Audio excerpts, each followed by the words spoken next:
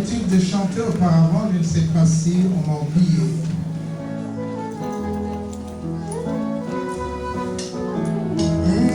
Il est le Dieu qui m'a aimé. Il est le Dieu qui m'a aimé. Il est le Dieu qui m'a aimé. Il est le Dieu qui m'a aimé. Il est le Dieu qui m'a aimé. Il est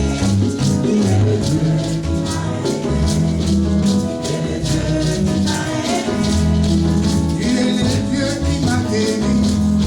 Il est le Dieu qui m'a aimé. Il est le Dieu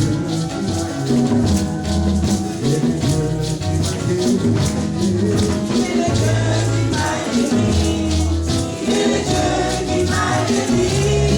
Il est le Dieu qui m'a aimé.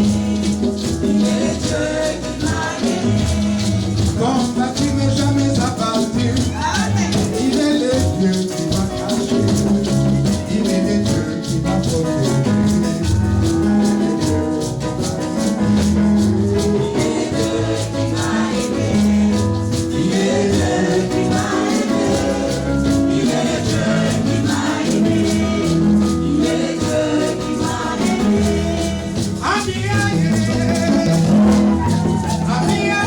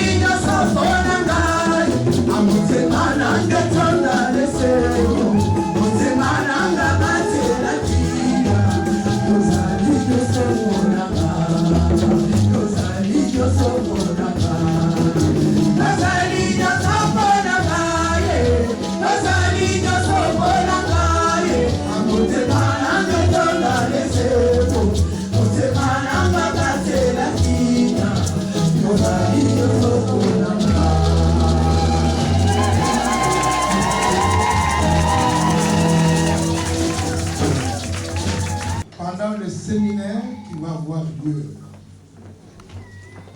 je voudrais que vous compreniez ce que c'est que la louange. Ce sera comprendre la louange.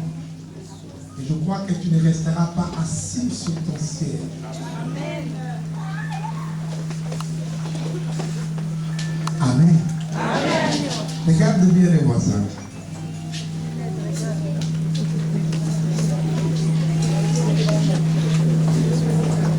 Je ne sais pas s'il est dans la joie, mais fais-lui le plus beau sourire de ce matin.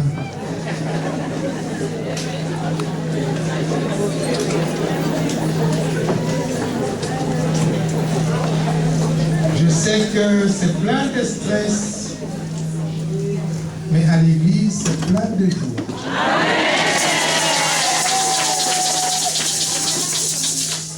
Amen, amen. Nous allons lire la parole de Dieu dans le livre de Genèse au chapitre 13,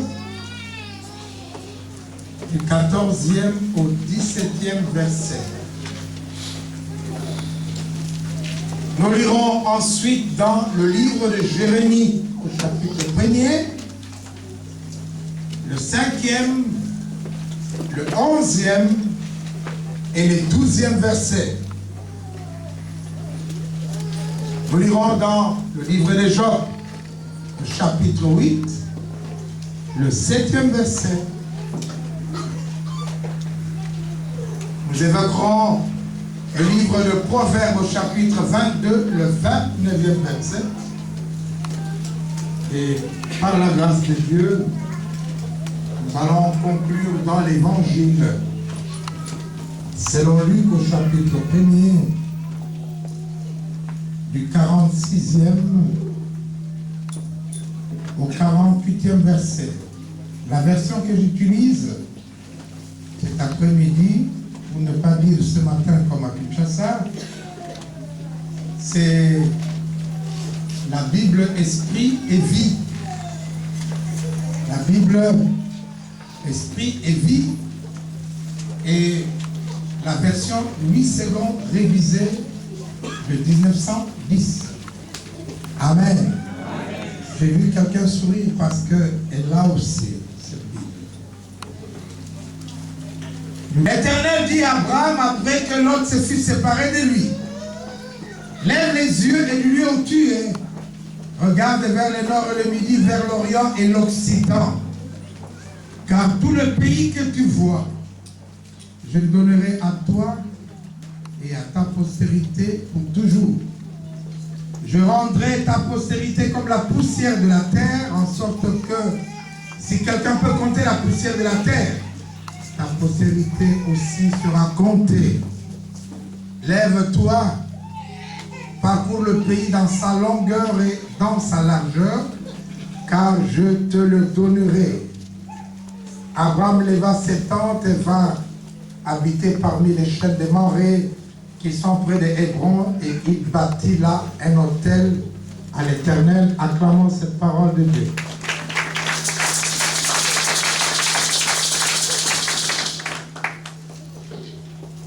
Amen, amen. Amen. Notre thème de cet après-midi, nous l'avons intitulé « Garde en vue ». Garde en vue la vision de ton avenir. Garde en vue la vision de ton avenir. Nous savons que selon Jérémie 29, 11 que nous connaissons, Dieu a un plan merveilleux, un plan de bonheur et de paix, afin que vous ayez un avenir et de l'espérance. Que vous soyez en Europe ou en Afrique ou au village, le plan de Dieu est un plan de bonheur et de paix, afin que nous ayons un avenir et de l'espérance. Amen. Amen. C'est pourquoi, lorsque le Seigneur parla à Abraham, il lui dira, lève les yeux et du lieu où tu es, regarde vers le nord, vers le midi,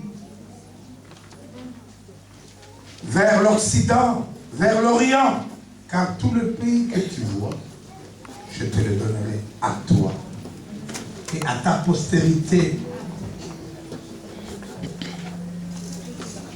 Si quelqu'un peut compter les grains de sable, la poussière de la terre, alors ta postérité sera aussi comptée. Lève-toi et parcours le nord et le sud, dans sa longueur, dans sa largeur, et sache que je te donnerai ça. Amen. Amen. Amen. Amen. Je voudrais que nous comprenions que Dieu donne toujours la vision de la chose qui arrivera. Que Dieu montre ce que nous deviendrons. Le monde d'aujourd'hui, c'est le monde des rêveurs, de ceux qui ont la vision, de ceux qui savent ce qu'ils deviendront, parce que même si tu as l'appel, cet appel n'aboutira pas si toi, tu as perdu la vision. Est-ce que quelqu'un peut te dire la même bien? Alléluia. Amen. Et comme il ne comprenait pas bien, on lui dira, lève-toi et marche, parcours la longueur et la largeur. Je vous assure, lorsqu'on voit le contexte de cette histoire, on comprendra qu'il venait de se séparer avec Lot. Il avait prévenu Lot en lui disant, mon neveu, je ne veux pas avoir de problème avec toi, parce qu'à ce moment-là, les bergers et de Lot et d'Abraham commençaient à entrer en conflit. Il lui a dit, choisis où tu veux aller. Si tu vas à gauche, moi je vais à droite.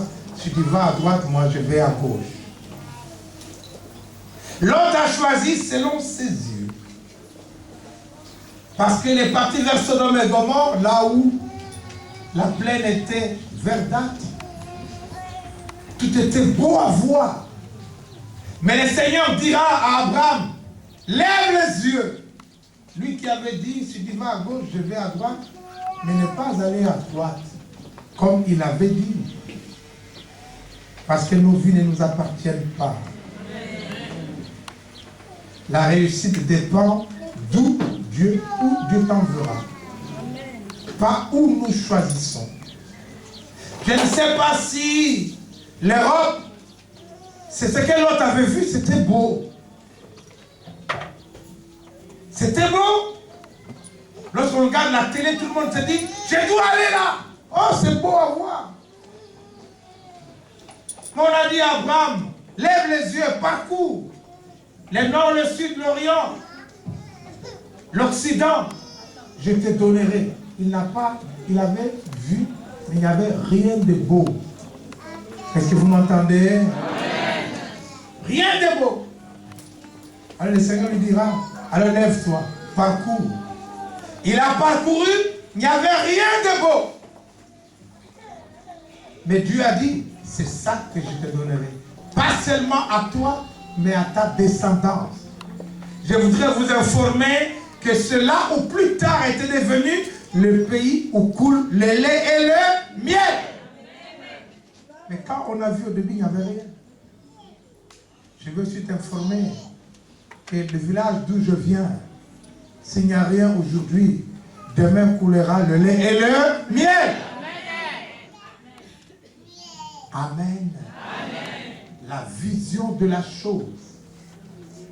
Bien-aimé dans le Seigneur, tu peux avoir un appel d'un grand ministère, mais tu n'as pas l'étendue de la vision. Tu as des bribes de vision. On lui a dit, lève-toi et parcours. Il a compris l'étendue de la vision. Ce n'était pas une petite vision. Nous ne sommes plus dans un monde de petites visions. Nous sommes dans un monde de grandes visions. Très grandes visions. Amen.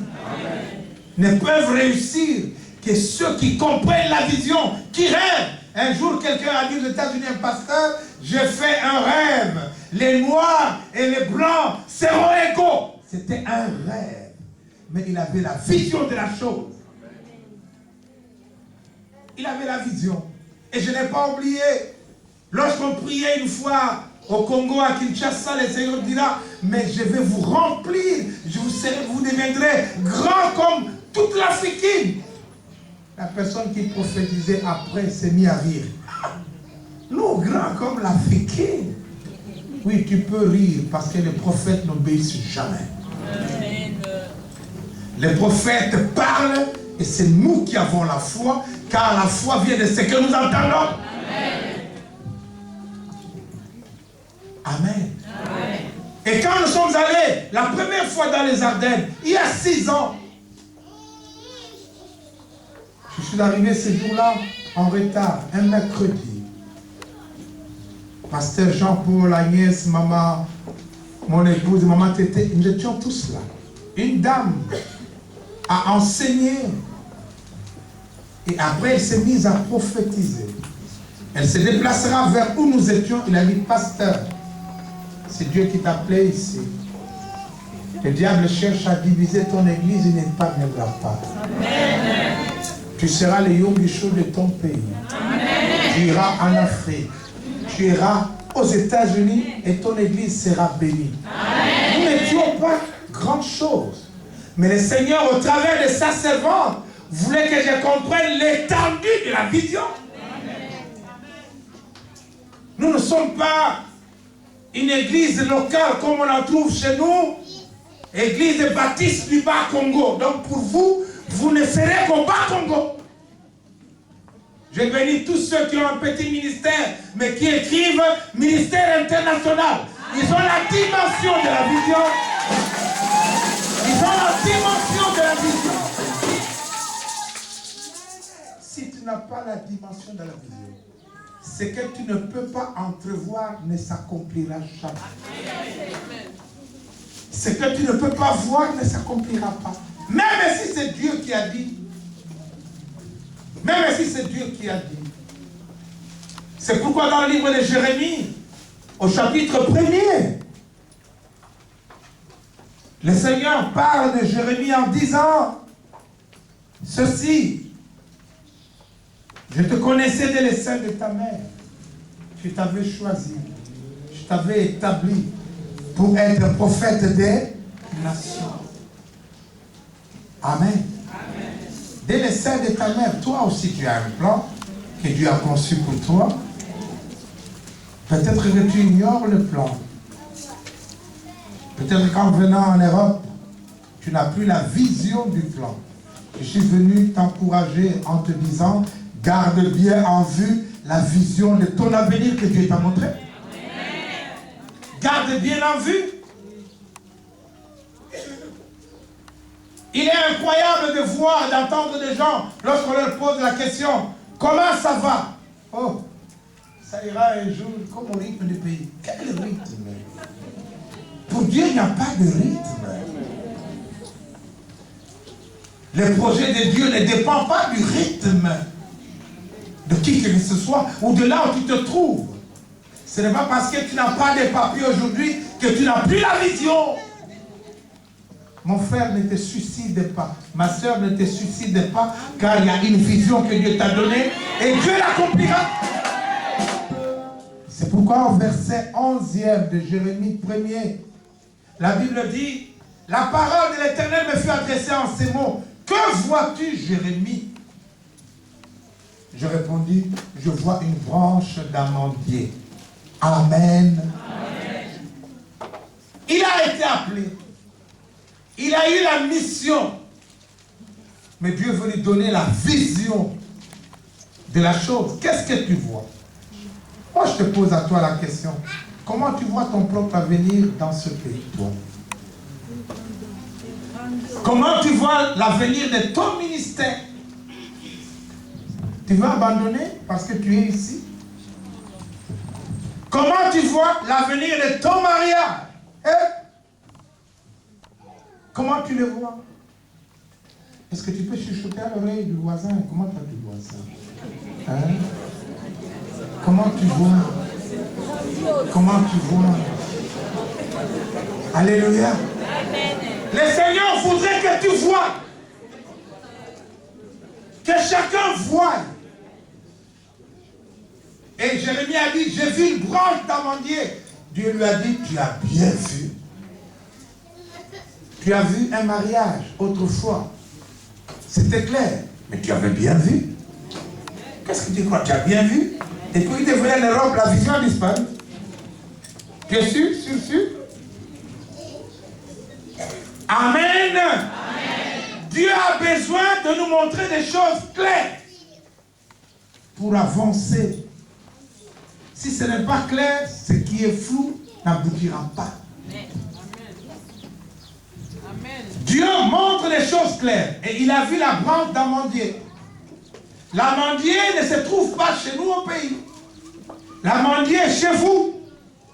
L'amandier est un arbre qui donne des fleurs au printemps. C'est le premier arbre au printemps qui donne la fleur. Le Seigneur a dit à Jérémie, tu as bien vu, car je veille sur ma parole pour l'accomplir. Je veille, moi, je vais l'accomplir.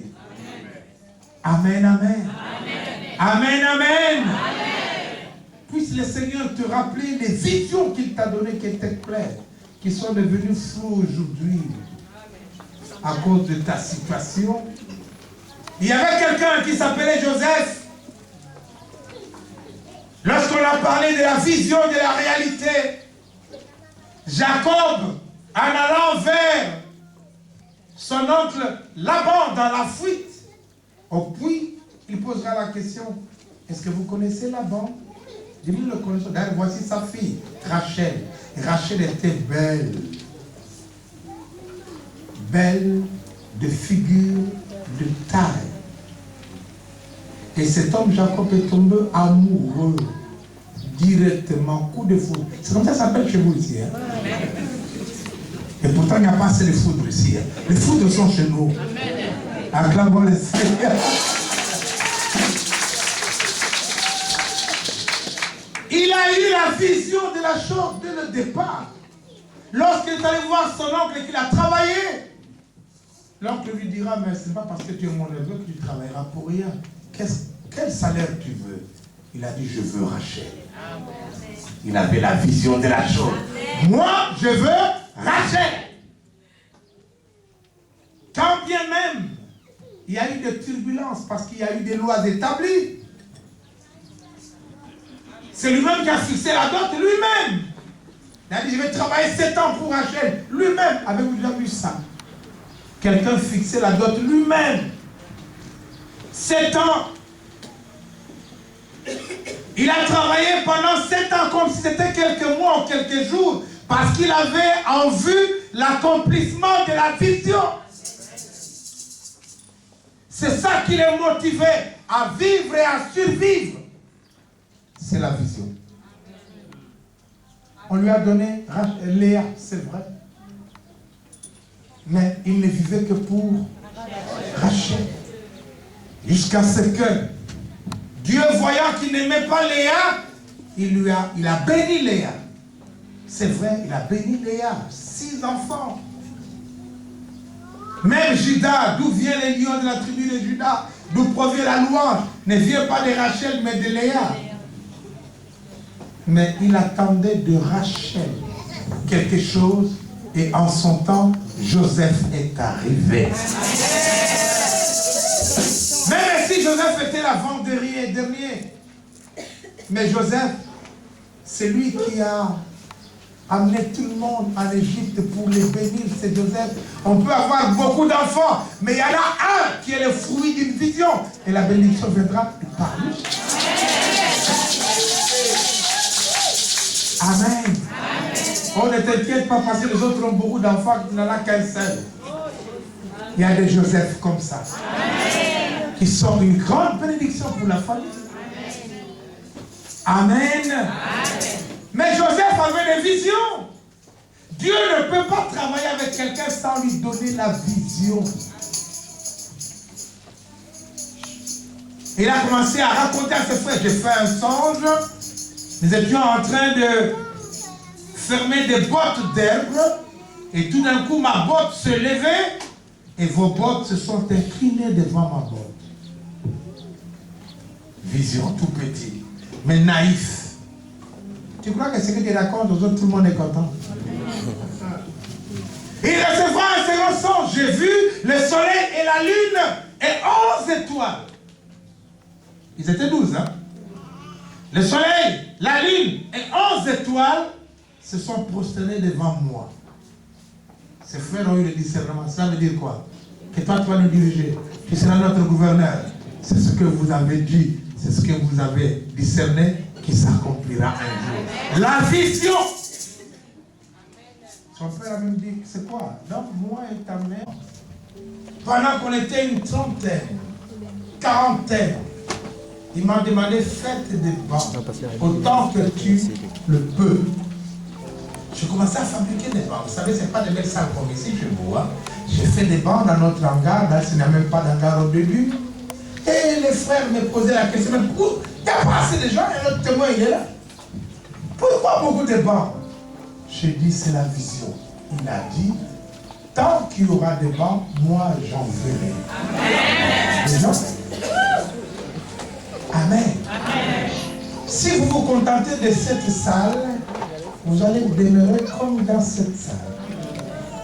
C'est pourquoi aujourd'hui, les gens qui ont la vision ne construisent pas de petites églises, ils font même seuls des hangars. Parce que ça s'agrandit et la vision continue. Il ne faut pas restreindre Dieu dans vos petits temps.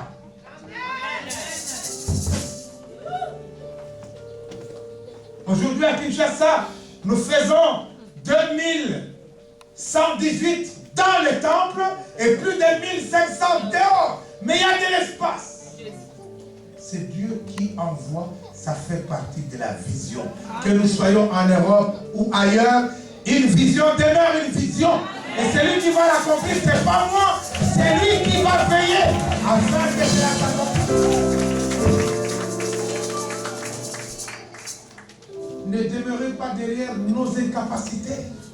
Oh, ici c'est trop difficile. Hein? Est-ce que vous avez déjà prêché en Europe? Oh là, en Europe, les gens sont compliqués. Mais Dieu aime les gens compliqués. Dieu aime les gens difficiles. Amen, amen. Qui n'était pas compliqué parmi vous ici d'ailleurs? Mais vous, je donne le témoignage de quelqu'un ici qui était trop compliqué. Amen. Ce qui est facile n'est pas pour Dieu. Notre Dieu, c'est le Dieu de l'impossible.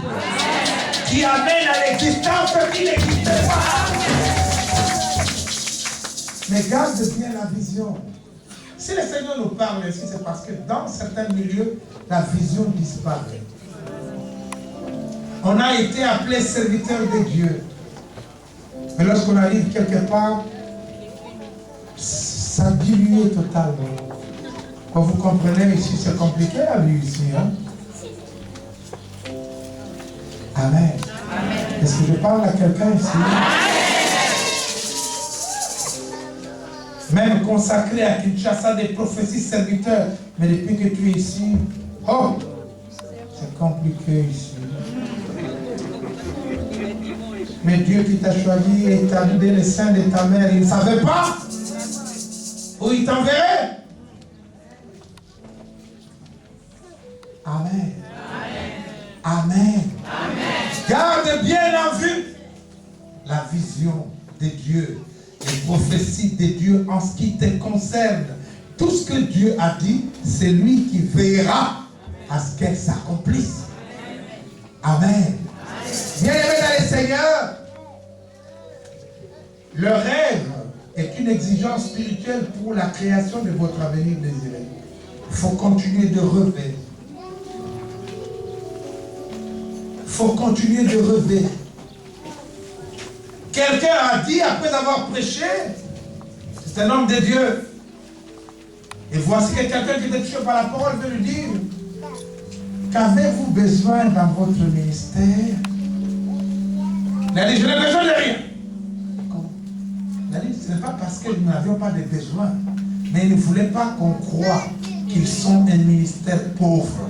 Parce que celui qui envoie pour voir aux besoins ne te colle pas l'étiquette de pauvre. Est-ce que vous comprenez ça? Tu peux vivre dans les situations difficiles, mais ne te colle jamais l'étiquette de malheureux. On voit des veuves dire, oh moi pauvre veuve. Qui a dit que tu es pauvre veuve? Pendant qu'il y a quelqu'un qui s'appelle le mari de la veuve. Est-ce que vous les connaissez?